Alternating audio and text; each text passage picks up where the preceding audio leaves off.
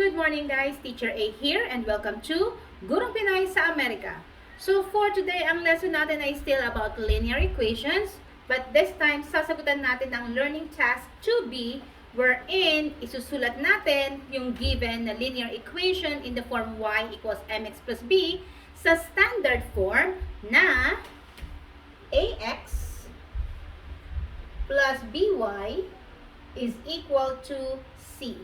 Okay? So, yung y equals mx plus b na slope-intercept, gagawin naman nating standard form. Okay? So, meron tayong 4 examples. Gagawin natin yung mga steps isa-isa habang sinusolve natin yung mga examples. So, let's start with number 1. So, number 1, y equals 3x minus 3. So, yung learning task number 2, letter B, ay kabaliktaran ng sinagutan natin kahapon na learning task number 1 wherein given yung linear equation, nire-write natin sila into slope-intercept. This time, slope-intercept, which is eto, y equals mx plus b, i-rewrite natin into its standard form. So, ganun lang din siya kasimple. Madali lang din tong lesson na to. We will just follow the format, tong slope-intercept form natin, at hindi tayo maliligaw. Okay? So, first step, yung may x, yun yung mauuna. Since here, yung may x ay nasa right side, therefore, kailangan natin siyang i-transpose sa kabila. And again, kapag nag-transpose tayo, nag-jump over the equal sign, mag-iiba ng sign. So, yung positive 3x, kapag tumalon sa kabila, magiging negative 3x. Okay? So, yan. And then, followed by, sa format natin, yung may y. So, yung may y ay nasa left side na. So, hindi natin siya ililipat. Therefore, kokopyahin din natin yung sign niya. So, that's positive y. And then, next is equals. So, equals. And then, yung c natin, which is yung constant, which is negative 3. Now, ito na ba yung final answer? Not yet. Kasi, usually, kapag equation, yung leading term natin, yung first term natin, kailangan positive. So, i-change natin ito sa positive by multiplying or dividing by negative 1 or, shortcut, ibahin lang natin lahat ng signs. So, yung negative 3x magiging positive 3x, positive y magiging negative y, then equals negative 3 magiging positive 3.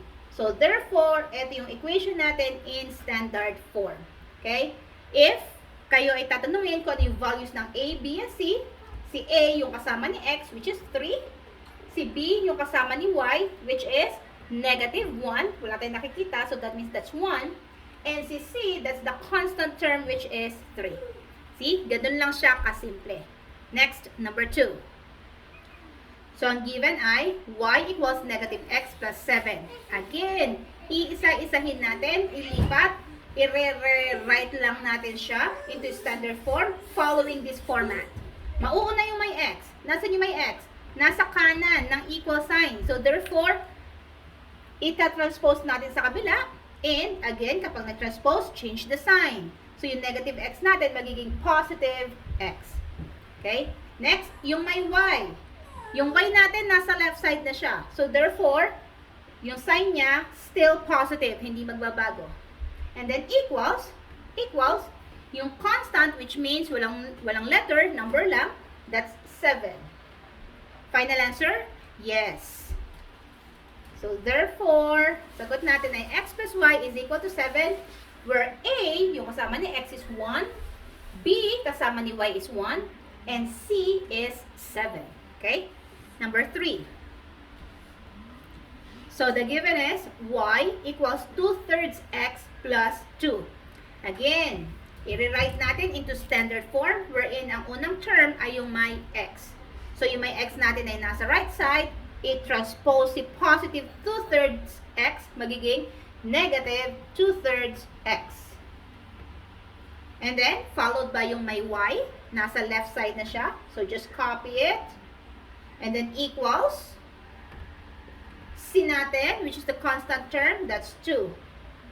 Final answer? Hindi pa. Kasi yung x natin, may denominator. And negative siya. So, kailangan positive and whole number. So, paano natin aalisin si over 3? Okay. let's do the opposite operation. Since this is division, para matanggal siya, i-multiply natin yung buong equation by the denominator. Since iisa lang naman yung denominator natin, siya lang yung i-multiply natin. And since the first term is negative, so negative 3 natin i-multiply ang ating equation. Okay? So using distributive property, negative 3 times negative 2/3 x, makakancel out yung 3, makakancel out to, sa first term lang yun, ang matitira ay si positive 2x.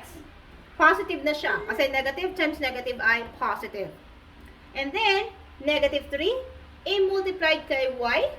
So, negative 3 times y is negative 3y. Okay? And then, negative 3 times 2 is, so equals, negative 6. So, therefore, ito na ang ating final answer. 2x minus 3y equals negative 6, where a, yung kasama ni x, is 2. Si b, kasama ni y, is negative 3. And si C ay negative 6. Okay? Next, last example. So, this time, may fraction pa rin tayo, fractions, and magkaiba yung denominators. So, paano natin siya i-rewrite into standard form and mawawala yung mga denominators? So, first step, i-rewrite muna natin siya into its standard form. So, mauuna yung may x. So, ito, yung 1/2 x, ililipat sa left side, the transpose, magiging negative 1/2 x. And then, sa ating form, followed by y. So, we have plus y. And then, after ng may y ay equal sign. And then, yung c natin, constant term, that's 2/3. There. Now, what's next? Aalisin natin yung denominators na 2 and 3. Since magkaiba yon, katulad ng pagsosolve ng fractions, ng dissimilar fractions or unlike fractions, kukunin natin yung LCD. Anong number yung pwedeng i-divide yung 2 and 3? Okay, so that's 6.